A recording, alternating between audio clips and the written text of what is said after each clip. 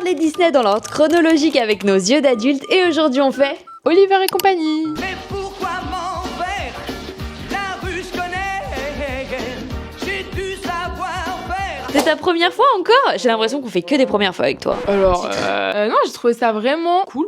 Allez, fin de la vidéo. C'est que c'est un peu un mélange parfait entre une comédie musicale et un film d'action. Ah pour le coup là on retrouve vraiment la comédie musicale qu'on n'avait pas du tout eu dans Basile détective privé, il y avait pas de chansons. Vrai. Et là on Il y a avait des chansons. Bon. Fake news. Non là on est vraiment sur quelque chose qui se rapproche un petit peu plus de Disney dans le prorata, chanson, histoire. Action. Ouais. Ouais. Et le nombre incalculable de refs. Ah mais vraiment, à un moment, il lit une histoire. C'est vraiment l'histoire de Roxy Rookie. Il a une montre avec un Mickey. Je trouve que ceux des années 80, ils sont vraiment très différents dans la direction artistique de tout ce qu'on a vu. Finalement, les princesses, on en a eu qu'une en fait. 2. 3. Oliver et compagnie, c'est une revisite de Oliver Twist. En fait, je trouve ça marrant d'avoir adapté une histoire qui est horrible, pardon, mais Oliver Twist, normalement, c'est affreux, en un truc assez mignon. D'ailleurs, dès qu'il y a un chat, il y a un piano. Ah, Deux c'est fois que vrai. ça existe, mais Oui. je lance une théorie. Mais ça pourrait être encore une ref, en fait. Même le personnage de... J'ai envie de l'appeler Courgette, c'est pas ça. Georgette. Oh là là. J'ai envie de l'appeler concombre, je sais pas. Elle fait un peu penser à Madame dans Les Aristochats, non? Ouais, elle me fait penser à la méchante mère dans Cendrillon. Moi, ce que j'aime bien avec ce film, je sais que c'est un film que j'ai beaucoup regardé quand j'étais enfant, que j'aimais beaucoup. D'ailleurs, Chloé peut en témoigner, je n'ai fait que chanter les chansons. C'est un karaoké. En fait, je trouve ça cool parce qu'il a pas trop vieilli. Et je trouve que pour les adultes, ça marche aussi. Tu vois, c'est pas juste Ah oui. une histoire un peu simple, un peu enfantine. La manière dont c'est dessiné, je trouve qu'on est encore dans la patte un peu crado, Ouais. tu vois. En fait, ces films-là de la décennie années 80, en fait, ils sont pas mauvais. C'est juste qu'ils sont pas géniaux. Ils ont pas marqué. Et moi, la raison pour laquelle je les connais, c'est parce qu'il y avait une chaîne sur Canal qui passait que des films Disney. Mais sinon, j'aurais jamais connu. Quand tu parles aux gens, ils disent jamais mon Disney préféré, c'est Oliver et compagnie. C'est pas des personnages qui sont utilisés pour du merch, c'est pas des personnages qu'on croise souvent dans les spectacles, dans les croisières, enfin dans tout ce que Disney sait faire de